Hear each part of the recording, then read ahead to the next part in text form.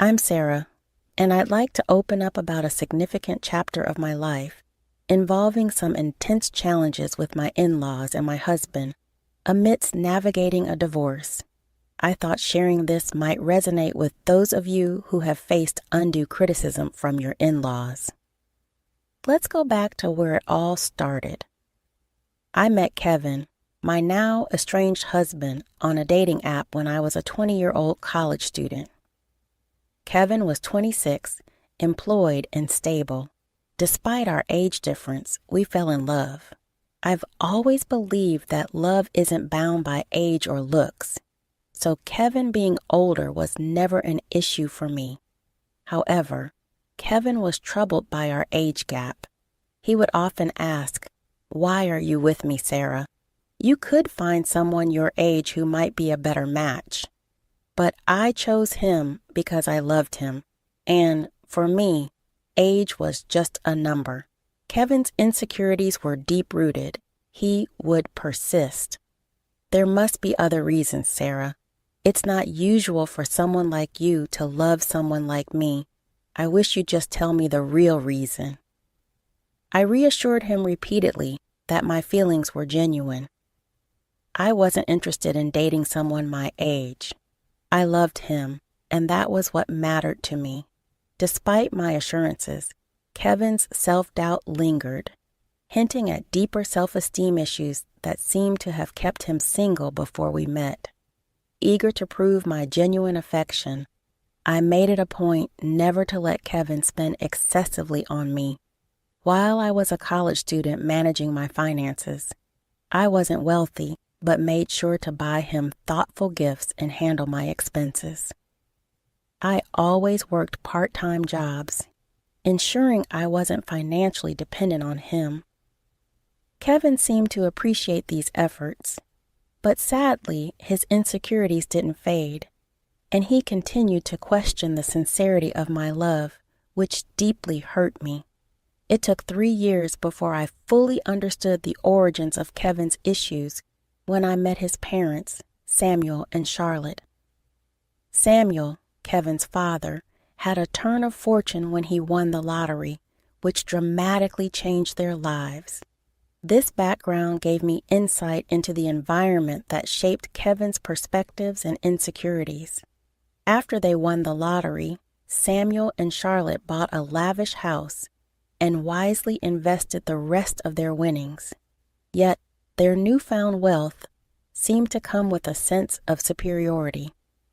During our first meeting, Samuel often bragged, saying, "Not everyone makes it big like me. I was just a hard worker, and look where it got me. Do you realize how rare it is to win big in the lottery? Yet I managed it on my first try." They were quite proud of their decision-making skills, often implying that Kevin, despite his college education, would never reach their level of financial success. Charlotte often suggested that Kevin's previous partners were only after his money, leaving him as soon as they were financially better off. They openly doubted Kevin's ability to make good decisions, which infuriated me. It seemed like Kevin's parents were painting every woman he dated as a gold digger, and over time, Kevin began to believe this narrative himself. This insinuation that I was just another gold digger became an embarrassing and hurtful part of their narrative. Fed up with their baseless assumptions, I stood up for both Kevin and myself. "I'm sorry, but I have to disagree with you. Kevin has worked hard to establish his career, and in time, he will achieve even greater success." But Samuel retorted, "Well, that doesn't change the fact that women only want him for money. The money we have is ours, but Kevin does co-own the house.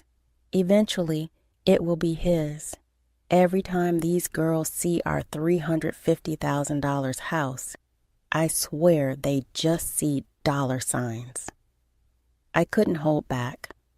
I can't speak for Kevin's past relationships, but I'm certainly not in this for the money. I love your son, and that's why we're together. I have no interest in your house. Charlotte then said, "Don't worry, Sarah. Sometimes it's hard to accept that people can be successful and live in nice houses. You live in a small rented apartment with roommates. You might start desiring it after spending time around our house, too." Their comments pushed my patience to the limit, and I was on the verge of losing my temper. Kevin heard everything, but chose not to respond or defend himself, instead steering the conversation in a different direction. His indifferent attitude on our way home took me by surprise. After a particularly tense visit with his parents, I decided it was crucial to address the issue directly with Kevin. "Kevin, your parents are being unfair and hurtful towards both of us. Why didn't you stand up for me?" Kevin sighed, his frustration evident. "What did you expect me to say, Sarah? My past isn't exactly encouraging. I've been used before by people who only saw my parents' wealth, making plans for when they would inherit the house. Even if they were wrong before, that doesn't mean they're wrong about everything." I felt a pang of hurt. "Even if those women were after your money, that doesn't mean I am. It hurt that you stayed silent while your family insulted me." Kevin looked conflicted. "You know my family is wealthy now, and maybe they have a point. I'm not accusing you of having bad intentions, but I can see why it might look questionable to others. You don't have parents, and because of that, you might seem more reliant on my inheritance." His words were almost too much to bear. "What you're suggesting is absurd, Kevin. I've never pressured you to spend on me. Not having an inheritance does not make me a gold digger." Kevin remained stubborn, unwilling to see my perspective. "I love you, and that's what matters. Let's not argue about this anymore," he said, dismissing the need for further discussion. While some might have taken comfort in his declaration of love, I couldn't shake the feeling that he still harbored doubts about my intentions. I tried repeatedly to discuss it, even suggesting therapy to help him see things more clearly, but he refused, insisting there was nothing wrong. As time went on, I began distancing myself from his family. We got engaged right after I graduated from college, and I landed a decent job, which allowed me to start saving for our wedding. We shared the wedding expenses equally and married when I was 23. However, the next 4 years of our marriage were rocky. Kevin frequently visited his parents, each time returning more distant and upset. I knew Samuel and Charlotte continued to poison his mind, still branding me as a gold digger. Despite my pleas for him to reduce contact with them, Kevin continued to see his parents often. Their negative influence began to deeply affect his view of our relationship, convincing him that no one could truly love him for who he was. Even after years of my unwavering love, Kevin's suspicion towards me never seemed to ease, and the weight of constantly having to prove my sincerity grew increasingly exhausting. However, the moment that truly tested us came on Kevin's birthday. Preferring a low-key celebration, we decided to have a small cake party at our home. Excited to make his day special, I surprised him with the expensive watch he had long admired. Kevin was thrilled with the gift, but my heart sank when he suggested we show it off to his parents. Despite my hesitation, I went along with him. Upon our arrival, Kevin couldn't wait to show off his new watch to his parents. "Mom, Dad, look at this beautiful watch Sarah got me. I've wanted it for so long. Isn't it stunning?" His enthusiasm was palpable. Charlotte responded with slight surprise. "Oh, Kevin, it seems she does love you after all. We were quite worried for some time." But Samuel quickly added, "Don't be fooled, old Charlotte. She's a gold digger. She married our son because we have a $350,000 house. Let's not ignore the facts." I couldn't contain my frustration. "Excuse me, Why do you think I married your son for your house? I've been working and living in an apartment for years. Besides, if age was a concern, why would I marry someone older unless I truly loved him? I assure you, I didn't marry Kevin for his money or your house. I married him because I love him. Surely Kevin can confirm that, right? To my astonishment, Kevin remained silent. His reluctance to defend me in front of his accusing parents was deeply unsettling. I felt increasingly isolated as he avoided making eye contact, sinking under their harsh assumptions. Pushed to my limit, I confronted him. Kevin, why aren't you saying anything? Your parents have always labeled me a gold digger. How will they ever see the real me if you don't speak up? Why are you so quiet? Tell them they're wrong. Kevin's hesitation was palpable. He muttered, I don't know what you want me to say, Sarah. Maybe my parents aren't completely wrong. There might be a possibility that... His words trailed off, but the implication was clear. This doubt, this inability to stand by me, was more than just a simple misunderstanding. It was a fundamental crack in the foundation of our relationship, casting a shadow over our love and my place in his life. In Kevin's birthday celebration, which quickly turned sour, I was astounded by the accusations flying my way. Are you serious right now, Kevin? You believe I married you for your assets? His parents chimed in, their suspicion clear. Oddly, you've never thought about buying a house, isn't it? For someone renting, owning a home should be a top priority. You haven't even talked about it with him. Our place is out of your price range. You could never afford something like this on your own, so marrying Kevin and settling here seems more logical. Kevin looked at me with a mix of doubt and confusion. Yeah, Sarah, why would you marry me? You might have feelings for me, but I think there's more to it than just love. I was left speechless by their words. All the love and affection I had felt for Kevin seemed to evaporate in an instant. Both my in-laws and my husband saw me as nothing more than a gold digger. While the skepticism from his parents was hurtful, it was Kevin's agreement that cut the deepest. At that moment, I resolved to end our marriage.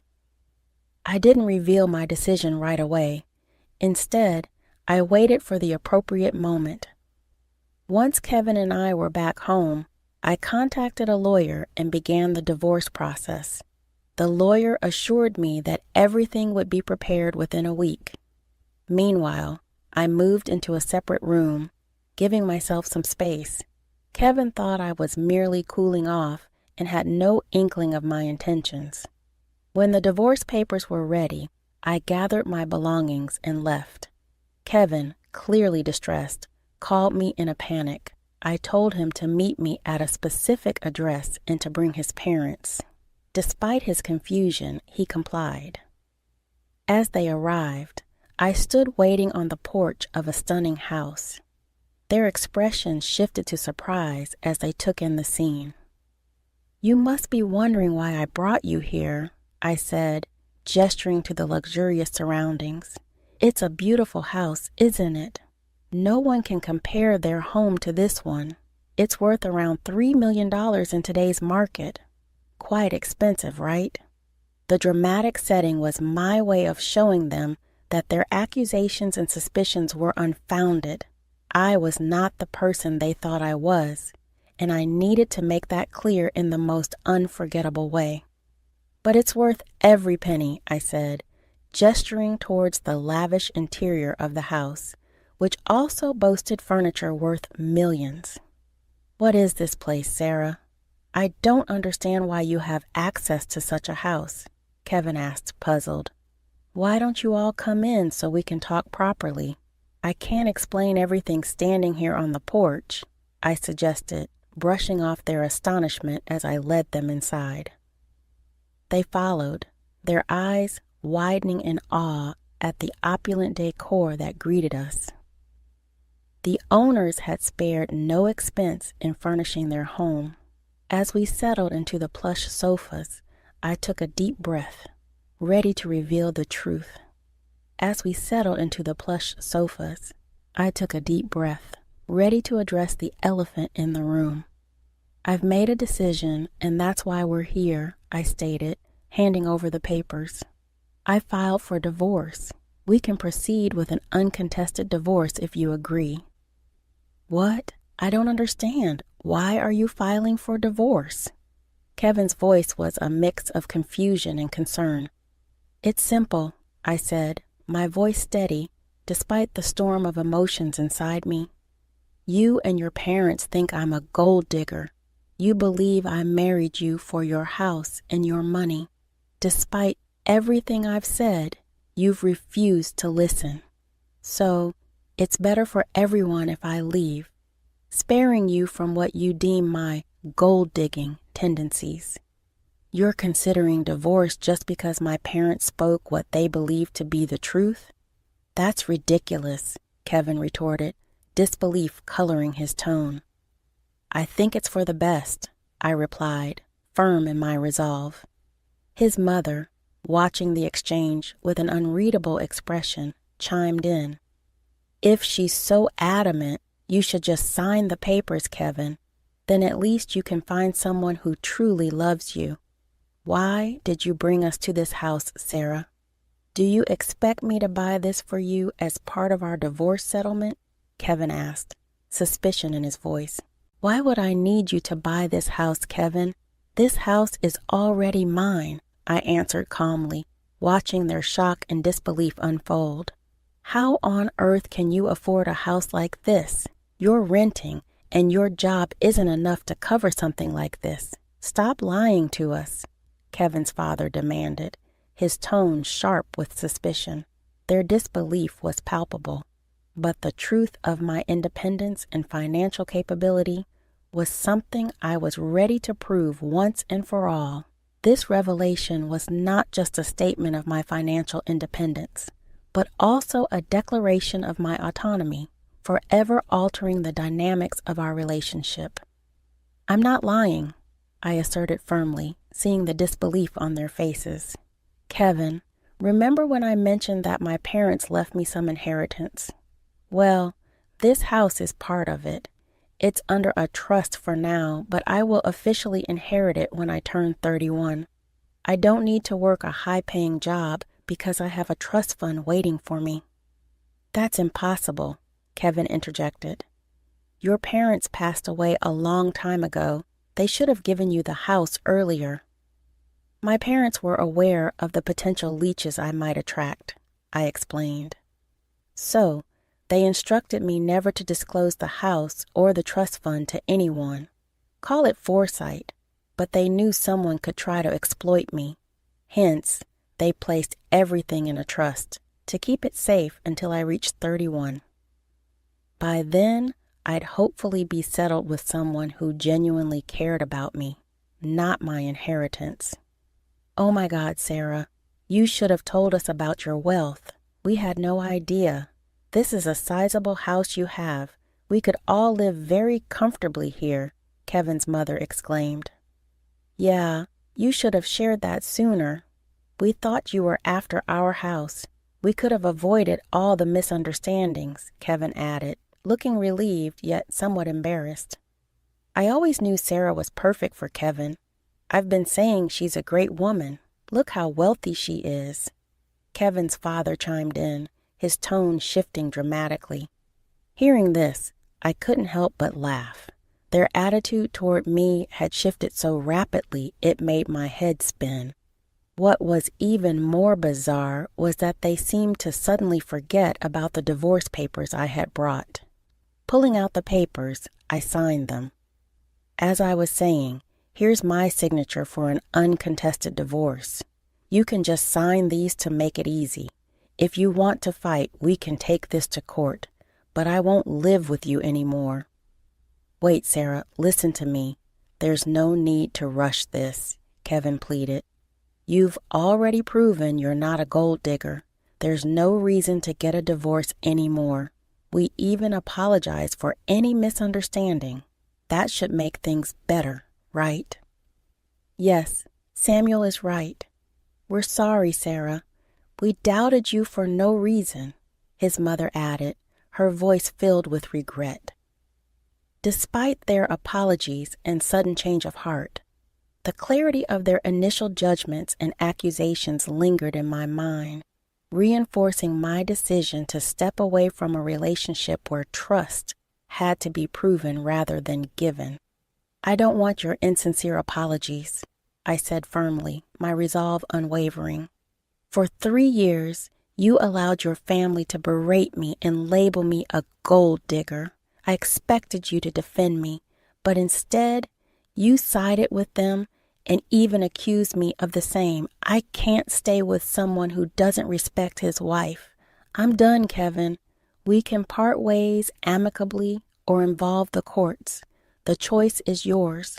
Charlotte and Samuel tried desperately to change my mind, pleading with me to overlook the past. In their eyes, what had transpired was just a minor misunderstanding. However, their lack of genuine remorse for tarnishing my reputation only fueled my anger. When I reached my breaking point, I demanded that they leave before I called the police. My firm stance intimidated them, and they left without further argument.